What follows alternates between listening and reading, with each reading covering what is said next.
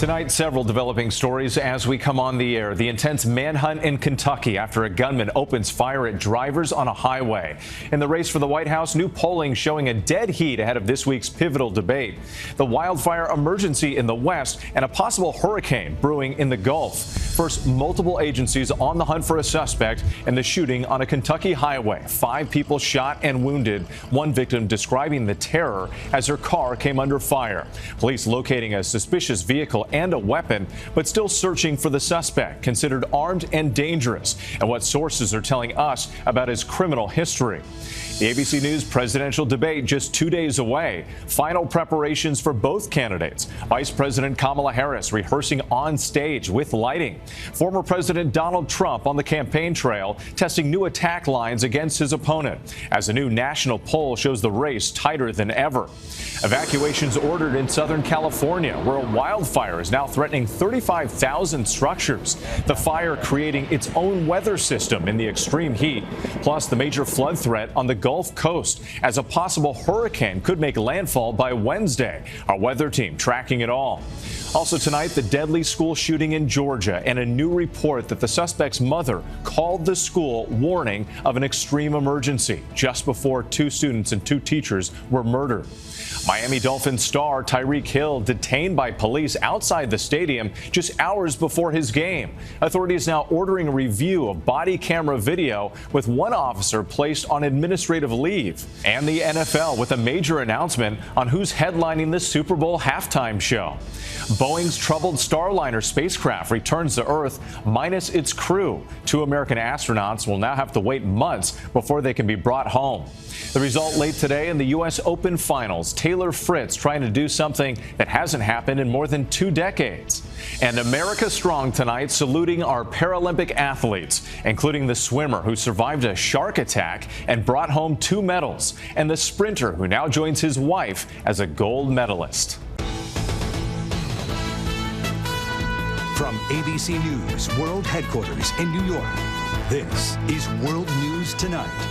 Good evening. Thanks for joining us on this Sunday night. I'm Whit Johnson. We have a lot to cover tonight. The countdown is on to the ABC News debate between Vice President Kamala Harris and former President Donald Trump. What we know about how each is preparing, and evacuations in Southern California as a massive wildfire explodes. But we begin with breaking news and the urgent manhunt in Kentucky. Authorities searching a rural area in the southeastern part of the state for a suspect they say opened fire on vehicles on Interstate 75. At least 5 people were shot. They say the suspect, 32-year-old Joseph Couch, is armed and dangerous. They're warning the public not to approach him. The incident shutting down part of the interstate near London, Kentucky for a time. Traffic forced to divert. And tonight, authorities say they've located the suspect's vehicle and a gun. ABC's Alex Presha leads us off from Kentucky. Tonight, an intense manhunt underway for a suspect who police say shot 5 people in a rural part of Interstate 75 in southeastern Kentucky. Some of the injuries were very severe, but we think they're all going to survive. Authorities identifying 32-year-old Joseph Couch as a suspect, calling him armed and dangerous. Neighboring Knox County Sheriff tells ABC News Couch was charged in February with third-degree terroristic threatening in connection with a family dispute, a misdemeanor in Kentucky. Today, Couch's silver Toyota recovered near the scene. Police say an AR-15 style weapon and loaded magazines were also found in the woods near the interstate. Police say they believe Couch is still in that rugged wooded area. This all unfolded yesterday afternoon around 5:30 p.m. 9 vehicles shot at along I-75 near the town of London, about 75 miles south of Lexington. Police say the suspect didn't know any of the victims. They saw somebody run to the woods, no shirt, sweating profusely. As many as 60 law enforcement officers combing the rugged terrain for the shooter until 3 a.m. last night. That busy interstate closed for hours while authorities secured the area. A lot of wooded area down there, so you can hide out anywhere. The tracks, anywhere. Christina Donato was on her way to Tennessee with a friend Saturday when the shots rang out. All of a sudden, we just heard this loud, deafening sound. And my right ear started ringing. The FBI, U.S. Marshals, and ATF are now on the scene and assisting with the investigation. That's probably one of the most remote exits along I-75. It's so wooded. There's one business. There's no residences.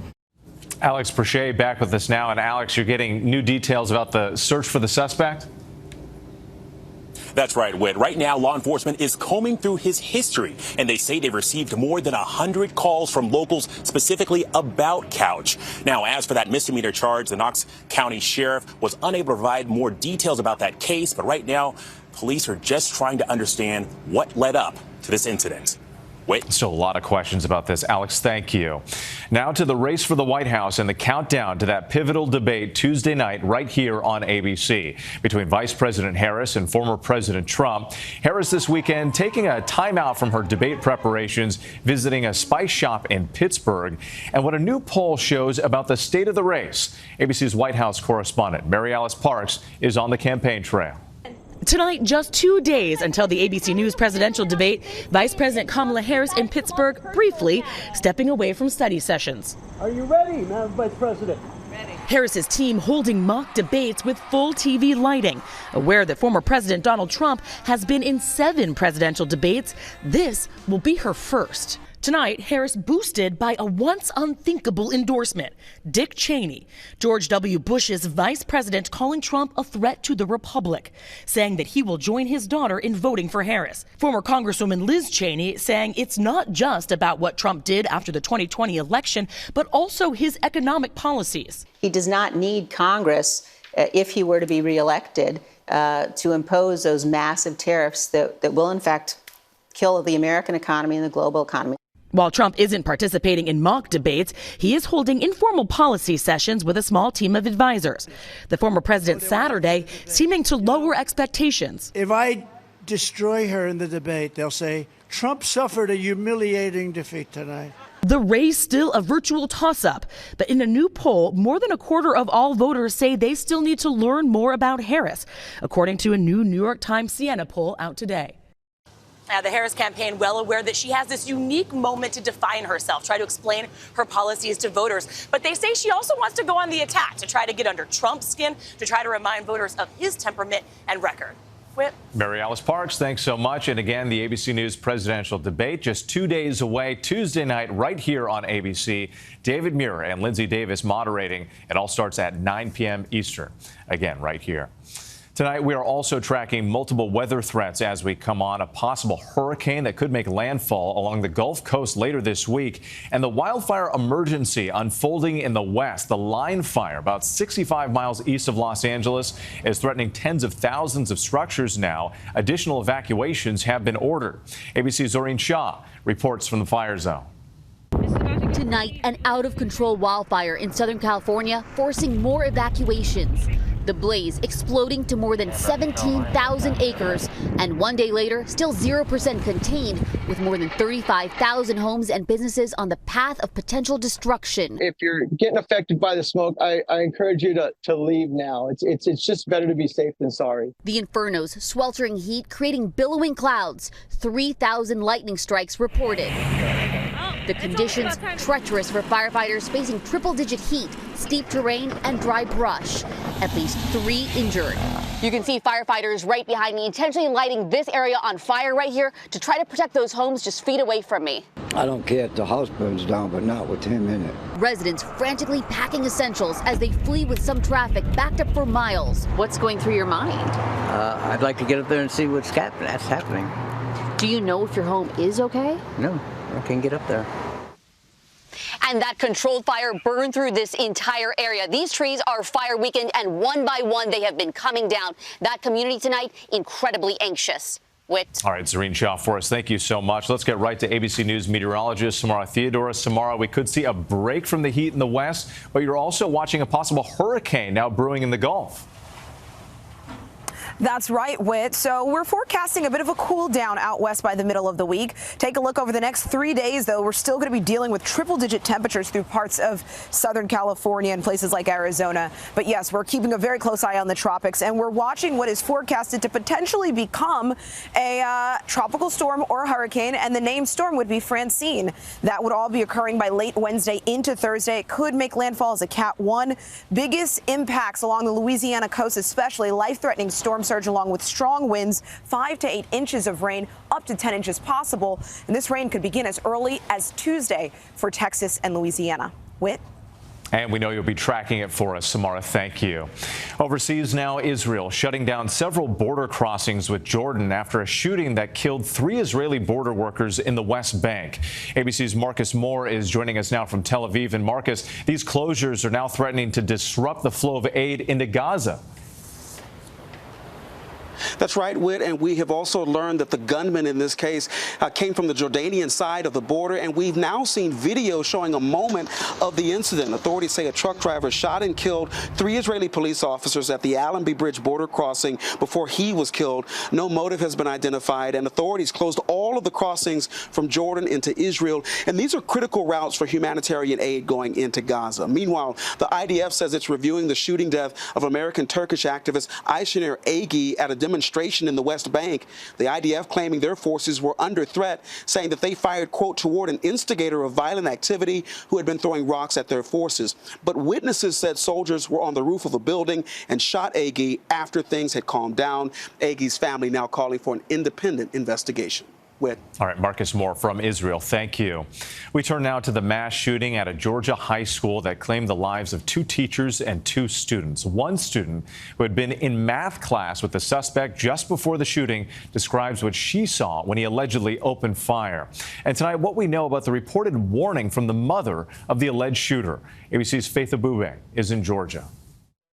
Tonight, new details from the family of the suspect in the Georgia high school shooting that left 2 teachers and 2 students dead and 9 others injured. Colt's Grace aunt telling ABC News that the 14-year-old's mother called a school counselor the morning of the shooting to warn them about an extreme emergency. The details first reported in the Washington Post. The Post reporting that the suspect's mother texted her sister saying she told the school counselor to go immediately and find her son to check on him. According to the suspect's aunt, the 10-minute call came in at 9:50 a.m., nearly a half hour before the suspect allegedly opened fire. Like, you don't think, like, the kid that sits next to you in class is just gonna, like, shoot up your school one day. 16-year-old Lila Sayarath was in class with the suspect. She says he left and returned minutes later, but the door was locked. From where I'm sitting, I could see him, like, through the window, and then he just kind of turned to, like, my right, and then he fired about 10 to 15 shots. Well, when we heard the shots, we kind of all just, like, dropped to the floor and, like, flung ourselves, like, into, like, a corner. According to authorities, 2 school resource officers quickly located the suspect, allegedly still holding an AR-15 style rifle. He surrendered. He's now charged with 4 counts of felony murder. Outside the school, a growing memorial for the victims. We go to work every day prepared with a vest. We go to work every day armed. Those teachers don't. They don't. They go in preparations to teach a child how to make it in the world. All of us have. Those teachers are heroes too. Those kids are heroes. And the sheriff tells me they're investigating the timeline of events, including any phone calls from anyone into the school the morning of the shooting. School district officials are not commenting on the aunt's allegations that they were warned. Meanwhile, the suspect has not entered a plea in court. Faith Abube for us again tonight. Thank you. We appreciate it. We turn now to the NFL and an incident before today's Dolphins Jaguars game. Miami-Dade police handcuffing and briefly detaining Dolphin star wide receiver Tyreek Hill outside the stadium as he was driving to today's game. The department already placing 1 officer on administrative duties as they investigate. Here's ABC's Morgan Norwood. This is the moment Miami star receiver Tyreek Hill was handcuffed by police outside Hard Rock Stadium. Hill, seen on this video posted to Instagram, face down as officers placed his hands behind his back. Here, Hill led away, fans instantly recognizing him. At one point, the encounter escalating when a 3rd officer strikes him, Hill falling to the ground. One of the officers involved now on administrative leave. The incident happening just hours from kickoff and just 1 block away from the stadium. Sources tell ESPN Hill was stopped for speeding and got into a verbal altercation with police before being placed in handcuffs. Hill cited for reckless driving. How things escalated into the situation that they were in handcuffs and being held on the ground with police is mind-boggling to me. Hill going on to play and score in Miami's home opener today. So when I left home, I told my wife, I was like, babe, I'm finna go to work and I'm finna get prepared for my day. Little did I know, that was quite a surprise on the way, man. Morgan Norwood back with us now. And Morgan, there was some other big news around the NFL today and a new look for some of the players. That's right, Whit. You may notice that some of the players are wearing these. They're called Guardian caps, and they're essentially soft shell coverings designed to keep players safe. And so far, so good. The NFL says that they've reduced concussions by 50% in the groups that wore them during training camp. Whit? All right, Morgan, thank you. And it's only the first week of the NFL season, but the Super Bowl halftime show is now set. 17-time Grammy-winning rapper Kendrick Lamar will lead the festivities. Lamar performed as a guest artist at the 2022 halftime show with Dr. Dre and Snoop Dogg. The Super Bowl will be held at Caesars Superdome in New Orleans on February 9th. Well, history made at the U.S. Open. Late today, Taylor Fritz becoming the first American man to appear in a Grand Slam final in more than 15 years. But Fritz coming up short, losing to #1 seed Yannick Sinner from Italy. ABC's Ike Ajachi has more from Flushing Meadows. Tonight, heartbreak for Taylor Fritz as he hoped to end a 20-year drought for American men at the U.S. Open. Sinner starting strong, taking the first set 6-3, winning 15 of the last 19 points of the set. That's it. First set to Sinner. The Italian forcing Fritz to reach far to the right on this point, taking the second set 6-4. Fritz admirably coming back in the third set, but the challenge proving too much. On the final point, Fritz hitting the ball into the net, Sinner breaking his serve for championship point.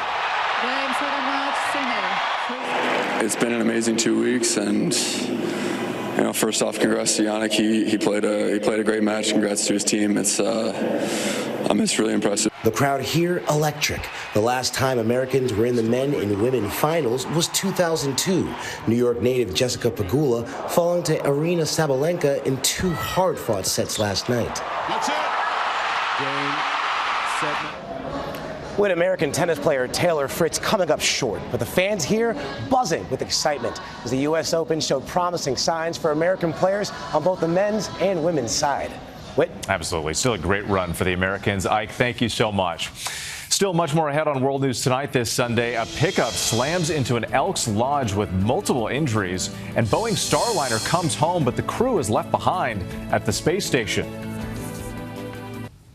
Now to a horrifying crash in Arizona. A pickup truck slammed into an Elks Lodge in Apache Junction Saturday night. More than 24 people were hurt. 10 were taken to hospitals. The driver is in custody. Police say alcohol was a contributing factor. Still ahead here, the spaceship came back to Earth, but the crew still in orbit. To the index now, mission accomplished for Boeing's troubled Starliner, but without its crew. Problems with the spacecraft made it too risky to carry the astronauts back home. Spacecraft undocking from the International Space Station, where it had been since June. The crew will remain on the ISS until February. And still ahead, celebrating Team USA at the Paralympics. America Strong tonight, celebrating Team USA. Tonight, the closing ceremony of the Paralympic Games in Paris, a series of triumphs for Team USA, taking home 105 medals. The American men's wheelchair basketball team making history, becoming the first ever to win 3 gold medals. And on the track, Team USA's Hunter Woodall racing to gold yesterday in the men's 400-meter, celebrating with his wife Tara Davis Woodall, who herself won gold at the Paris Summer Games in the long jump. This emotional moment going viral last month. You're the Olympic champion! As Hunter was there in the stands, proudly cheering her to victory. And an update on a story we first brought you on Paralympic swimmer Allie Truitt. Tonight, Allie is all smiles, holding the 2 silver medals she just won in the women's 100-meter backstroke and the 400-meter freestyle. A competitive swimmer in college who lost her lower leg last year after a shark attack in Turks and Caicos. But her passion for swimming remained. The first time I got back in was in July, a year ago. I got back in with a floaty around my stomach. That hard work and perseverance paying off in Paris. What happened to me was not going to stop me from doing things I love. Thanks so much for watching tonight. Have a great night. Thank you for making World News Tonight with David Muir America's most watched newscast.